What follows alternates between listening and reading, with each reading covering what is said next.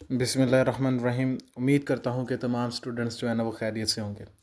जैसा कि बेटा आप जानते हैं कि हुकूमत पाकिस्तान की पॉलिसी के मुताबिक नाइन्थ के साथ साथ 11th क्लास की भी जो किताबें थी ना वो चेंज होने जा रही थी और उसका नोटिफिकेशन काफ़ी देर पहले आ चुका था, लेकिन किताबों का सिलसिला आहिस्ता आहिस्ता से जो है ना वो जारी है।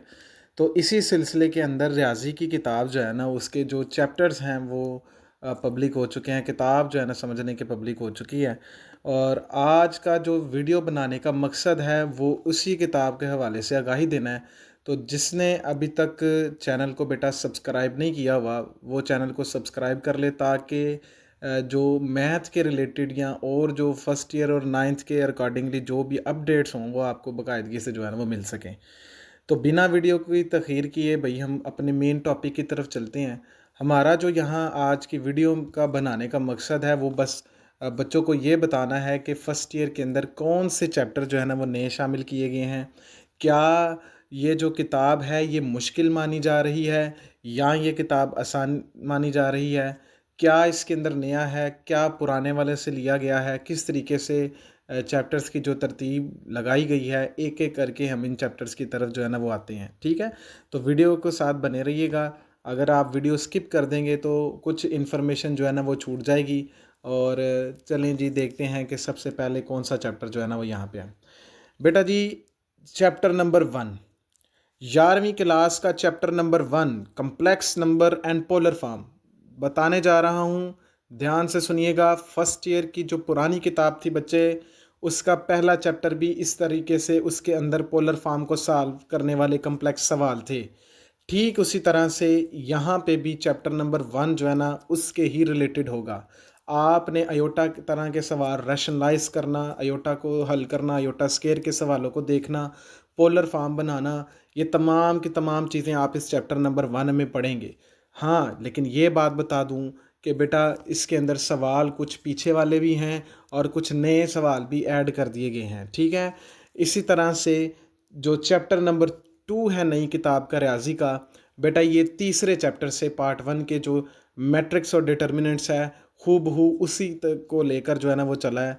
और यहाँ पे सिर्फ यहाँ पे इस चीज़ की कमी है कि यहाँ एचेलन फॉर्म, रो एचेलन फॉर्म आपको देखने को कम मिलेगी, जबकि 3.5 आपको मिल रही थी पुरानी किताब के अंदर। एचेलन फॉर्म, रो एचेलन फॉर्म, रैंक वगैरह के हवाले से मैट्रिसेस का जिक्र था, लेकिन यहाँ इसका ज़्यादा matrices, algebra of matrices, determinants के ऊपर, उसकी प्रॉपर्टी, रो कॉलम ऑपरेशन और लीनियर इक्वेशन को जो हल करना होगा ना ये क्रैमर रूल के साथ, इन्वेरिएंट मेथड के साथ, उस तरीके से है।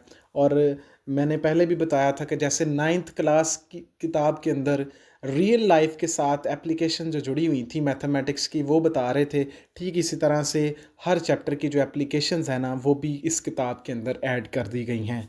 बेटा चैप्टर नंबर 3 की तरफ चलते हैं। तो ये चैप्टर पुरानी किताब के छठे चैप्टर से मिलता जुलता है। ठीक है, सीक्वेंस एंड सीरीज़ बिल्कुल उसी तरीके से सीक्वेंस, अर्थमेटिक सीक्वेंस का जिक्र है, यहाँ ज्योमेट्रिक सीक्वेंस का जिक्र है, हार्मोनिक सीक्वेंस का जिक्र है। पुरानी किताब के अंदर प्रोग्रेशन का लफ्ज़ इस्तेमाल किया जा रहा था, यहाँ पे सीक्वेंस का लफ्ज़ इस्तेमाल किया गया है। काम सारा वही है, आपने तमाम इसकी एवोल्यूशन निकालनी है आगे। और अर्थमेटिक ज्योमेट्रिक सीरीज़ हैं। और फिर बता दूं, जो यहाँ पे मुझे बहुत अच्छी चीज़ इस किताब की लगी है कि रियल लाइफ से वो बड़ी एप्लीकेशन जो है ना वो बच्चों को प्रोवाइड कर रहे हैं। चैप्टर नंबर 4 की जाने का अगर हम बढ़ेंगे तो यहाँ चैप्टर का नाम है division of polynomials. Polynomials functions हैं, रिमाइंडर थ्योरम, सिंथेटिक डिवीजन और फिर रियल लाइफ एप्लीकेशन। तो बेटा चैप्टर नंबर 4, पुरानी किताब का चैप्टर नंबर 4 जो है ना वो इस चैप्टर से मिलता जुलता है। उसके अंदर कुछ सिंथेटिक डिवीजन की एक्सरसाइजें थी, कुछ वहाँ पे रिमाइंडर थ्योरम थे, कुछ फैक्टर थ्योरम के सवालात थे कि ओमेगा, ओमेगा स्केयर का ओमेगा क्यूब की वैल्यू को पुट करना, 1 के बराबर लेके आना, एन फैक्टर समथिंग उस तरह का ही ये चैप्टर होने जा रहा है। अच्छा नाजरीन, मैं आपको ये बताता चलूँ कि यहाँ पे जो नया चैप्टर ऐड किया गया है वो चैप्टर है chapter number 5, vector in space.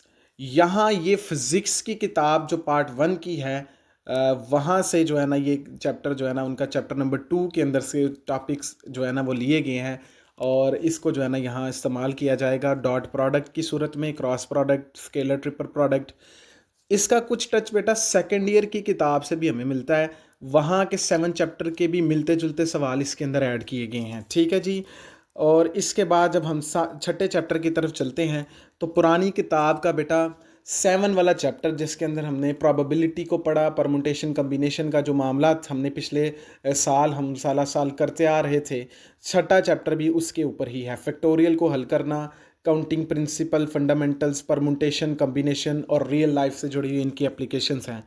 इसके बाद बेटा पुरानी किताब का 8वां chapter mathematical induction and binomial theorem, और इस नई किताब का 7वां चैप्टर है। सेम मामला तो वैसे है, मैथमेटिकल इंडक्शंस को सॉल्व करना है, बाइनोमियल थ्योरम को है, उसकी एप्लीकेशंस हैं, बाइनोमियल सीरीज़ हैं। तो ये वाला चैप्टर जो है ना वो आपके नए कोर्स के अंदर बेटा शामिल कर दिया गया है। जैसा कि आपको मालूम होगा, जो पुराने मैथ के टीचर्स हैं जो पढ़ा रहे हैं अपनी किताबों को, बच्चों को प्रॉपर वो मैथमेटिक्स पिछले सालों से टीच कर रहे हैं, उनको पता होगा कि हमारी जो फर्स्ट ईयर की मैथमेटिक्स की किताब रही है वो अलजब्रा और ट्रिग्नोमेट्री के जो हिस्से थे ना उसके ऊपर डिपेंड कर रही थी।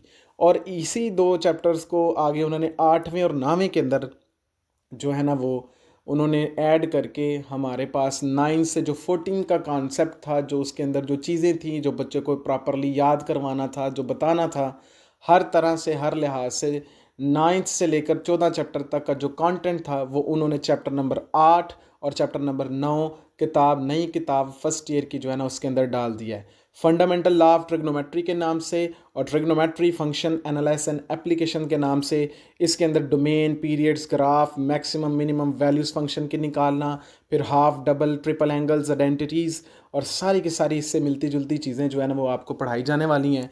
लेकिन याद रहे सवाल भी चेंज हो सकते हैं प्रॉपरली, कुछ मिलते जुलते भी आएंगे, कुछ अलग भी आएंगे, लेकिन डरना बिल्कुल नहीं है। मैं यहाँ अपने स्टूडेंट्स को बताता चलूँ कि जैसे ही किताब प्रॉपर मार्केट के अंदर इन हो चुकी है और बच्चों तक पहुँचती है तो उसके हाथों से पहुँचने से पहले हम अपनी जो वीडियो लेक्चर हैं उनका एक एक एक्सरसाइज करके इस पूरी किताब का मुआयना करेंगे। लेकिन उसके लिए बेटा आपका ज़रूरी है कि आपसे इस चैनल को सब्सक्राइब कर दें और अपने दोस्तों तक भी पहुंचा दें। अब मैथ से बिल्कुल भी डरने की ज़रूरत नहीं, आप घर बैठकर मैथमेटिक्स को पढ़ सकते हैं आसानी से। लेकिन उसके लिए बेटा ज़रूरी है कि आप इस चैनल को सब्सक्राइब कर दें और अपने दोस्तों के साथ शेयर करें। ठीक है बेटा, अगर आप चाहते हैं कि किसी और किताब का भी मैं इस तरीके से जो नई किताब आई है उसके हवाले से मैं आपको बता दूं तो मुझे कमेंट सेक्शन के अंदर बेटा ज़रूर बताएं। अपना ख्याल रखिएगा। अल्लाह हाफिज़ जी।